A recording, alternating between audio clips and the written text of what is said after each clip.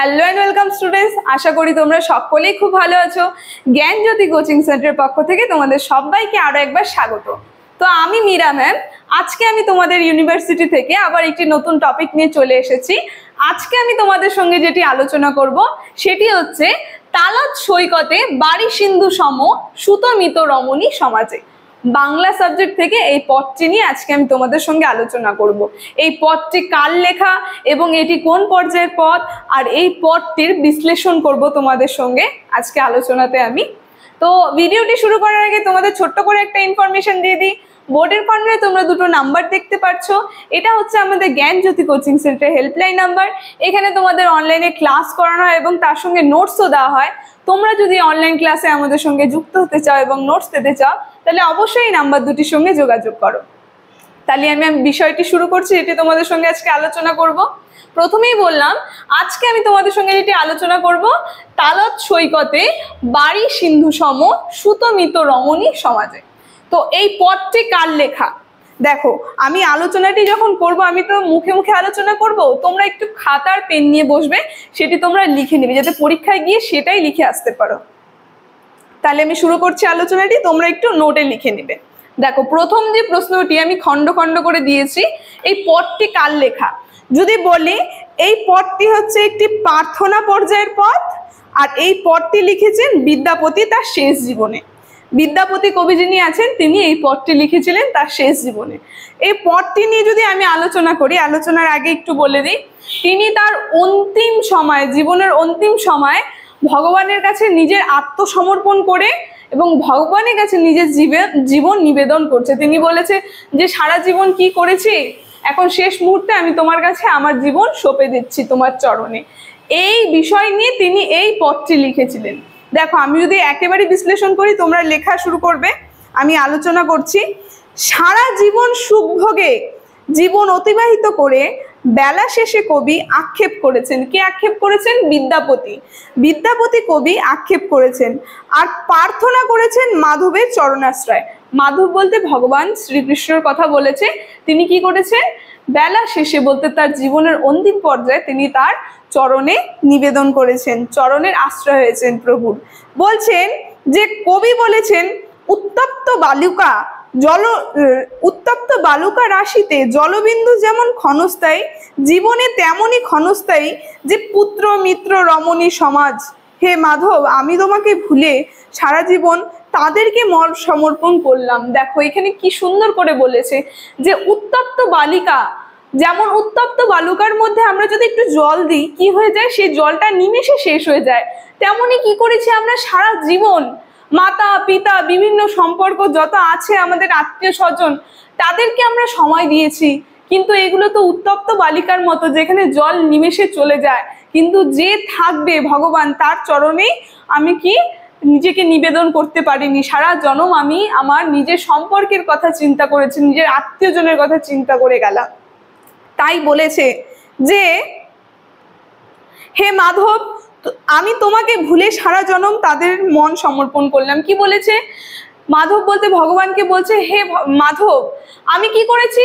তোমাকে ভুলে গিয়েছি আর সারা জীবন তাদের কাছে আমার নিজের মন সমর্পণ করেছি, মানে তাদেরকে খুশি করার চেষ্টা করেছি, তাদেরকে প্রসন্ন করার চেষ্টা করেছি, কিন্তু তোমার কথা আমি ভুলে গিয়েছি। তারপরে বলেছে এখন আমার কি উপায় হবে? এই যে সারা জীবন যে আমি এমন এদের সঙ্গে সময়টা কাটিয়েছি, অতিবাহিত করেছি, তোমার কথা মনে করিনি, এখন অন্তিম সময় আমার উপায়টা কি হবে, আমার গতি কি হবে? বলেছে পরিণামে আমার কোনো আশা নেই মাধব। বলছে এর পরিণামে আমার আর কোনো আশা নেই, কারণ আমি তো কিছুই করতে পারিনি। তুমি জগত্তারণ দীনজনে অশেষ দয়া, তোমার এই মাত্র তুমি জগত্তারণ দীনজনে অশেষ দয়া তোমার, তাই একমাত্র তোমাতেই এখন আমি বিশ্বাস রাখি, তুমি আমায় উদ্ধার করবে। বলছে প্রভুকে বলছে তিনি দীনদয়াল, তিনি পতিতদেরকে তারণ করেন, উদ্ধার করেন। তাই বলেছে একমাত্র তুমি এই পতিতকে উদ্ধার করতে পারবে, তাই তোমার উপরে আমার অশেষ আশা রয়েছে, তুমি আমায় উদ্ধার করবে। আমি অর্ধেক জনম ঘুমিয়ে কাটালাম, শৈশব ও বার্ধক্যে আরো সময় নষ্ট হলো, তারপরে আবার কত সময় নিধুবনে রমণী সঙ্গে মেতে রইলাম। মানে বলেছে তার অর্ধেক জনম তিনি কি করেছে? যেটা আমাদের মানুষের সাধারণ জীবনে যদি বলি, আমরা কি হয়, আমাদের জীবনের অর্ধেক সময় কিন্তু ঘুমিয়ে কেটে যায়। যেমন 12 ঘন্টা ঘুম, 12 ঘন্টা চলে 24 ঘন্টার মধ্যে, অর্ধেক সময় কি হয় আমাদের ঘুমিয়ে কেটে যায়। তাই কবি বলেছে, আমি জীবনের বেশিরভাগ সময় ঘুমিয়ে কেটেছি, তার সঙ্গে শৈশবে আমি বিভিন্ন সময় নষ্ট করেছি, শৈশবের খেলাধুলা। তারপরে নিধিবনে, মানে যখন যৌবন হলো, নিধিবনে বিভিন্ন রমণীর সঙ্গে বিভিন্ন রাসলীলা করেছে, তাই বলেছে এমন করে তিনি সময় অতিবাহিত করেছে। তারপরে বলেছে, তোমার ভজনা করব কখন, কখন চতুর্মুখ ব্রহ্মার মৃত্যু হয়, শুধু তোমার কোনো আদি নেই, কোনো অবসান নেই।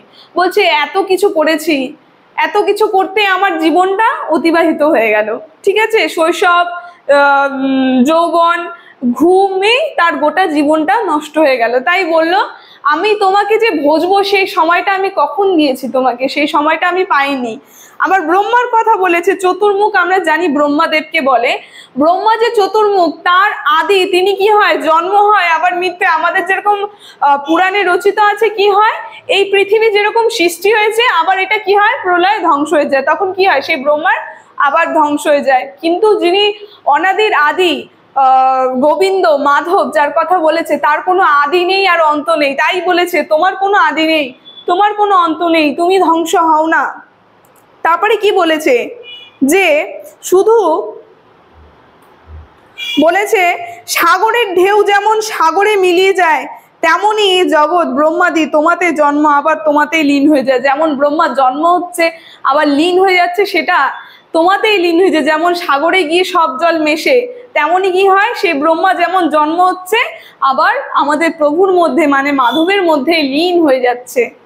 তাই বলেছে, তেমনি জগৎ ব্রহ্মাদি তোমাতে জন্ম আবার তোমাতে লীন হয়ে যায়। বিদ্যাপতি বলেছেন, জীবনের অন্তিমে এমন যমরাজের ভয় আমার মনে, তাই তুমি ভিন্ন অন্য গতি নেই। বলছে আমার জীবনের অন্তিম সময় এখন কি হয়, আমরা যমরাজের ভয় পাচ্ছি। বিদ্যাপতি বলছে, এখন আমি যমরাজের ভয় পাচ্ছি। সারা জীবন তো আত্মীয় স্বজন, টাকা পয়সা এই করতে করতে আমার জীবন চলে গেল, এখন জীবনের অন্তিম পর্যায়ে চলে এসেছে। আমি এখন যমরাজের ভয় পাচ্ছি, যে যমরাজ আসবে, আমাকে নিয়ে চলে যাবে, আমাকে শাস্তি দেবে। তাই বলছে যে এখন তুমি ভিন্না, তুমি ভিন্ন, মানে তোমার ছাড়া আমার আর অন্য কোনো গতি নেই। লোকে বলে তুমি আদির অনাদির নাথ। বলেছে, ভগবানকে বলেছে তিনি কি আদির অনাদি। এখন এই ভবসাগর থেকে আমাকে উদ্ধার করার ভার তোমারই মাধব। বলেছে মাধবের কাছে নিজের প্রাণ সমর্পণ করে দিয়েছে। বলছে এই যে ভবসাগর, এই যে জগতের ভবসাগরের সঙ্গে তুলনা করেছে, এর থেকে উদ্ধারের একমাত্র পথ হচ্ছে এখন তুমি, তুমি ছাড়া আমার আর অন্য কোনো গতি নেই। বিদ্যাপতি আমাদের ভগবানের কাছে, মানে তার ভগবান মাধবের কাছে তিনি আত্মসমর্পণ করে এই কথাগুলো বলেছে এই পদটির মাধ্যমে। ঠিক আছে, তো এই পদে একদিকে যেমন কবির কৃতকর্মের জন্য আক্ষেপ, মানে তিনি যে সারা জনম কি কি করে গেছে তার জন্য তার আক্ষেপ ফুটে উঠেছে, তেমনি অন্যদিকে জগদীশের মাধবের প্রতি অগাধ বিশ্বাস লক্ষণীয়। তাই তিনি সারা জীবন বৃথা কার্যে অতিবাহিত করে অন্তিমে তারই ভরসাপন্ন ভবতারণে আশা রাখেন। মানে তিনি বলেছেন, যেমন তিনি প্রভুর কাছে অনুশোচনা বোধ করছে, বলছে যে সারা জীবন আমি এরকম করে জীবনটা কাটিয়ে দিয়েছি, তোমাকে ডাকিনি, এরকম নিবেদন করেছে, নিজের কর্মের জন্য তিনি দুঃখিত। আবার কি প্রভুর কাছে নিজের নিজের জীবন প্রভুর চরণে সমর্পণ করেছে, দুদিক। তাই কবি বিদ্যাপতি এই পদে পরম ভক্ত মাধব যার পরমার্ধ, মানে কবি বিদ্যাপতি তার পরম ভক্ত যে ছিল মাধব, সেই মাধব তার পরম আরাধ্য, তিনি তার আরাধ্য ছিলেন, তাকে পূজা করতেন মাধবকে। তাই মাধবের কাছে নিজের প্রাণ সমর্পণ করে তার জীবন সম্পর্কে, তার যে সারা জন্মের কর্মকীর্তি আলোচনা করে, নিবেদন করে, অনুশোচন বোধ করে এবং তার জীবন তার চরণে সমর্পণ করছে এই পদটি রচনার মাধ্যমে। তো এই পদটির আলোচনাটি আজকে আমার এতটুকুনি ছিল। আশা করি ভিডিওটি তোমাদের ভালো লেগেছে। যদি ভালো লেগে থাকে তাহলে অবশ্যই like, comment, share and subscribe করে দিও। Thank you.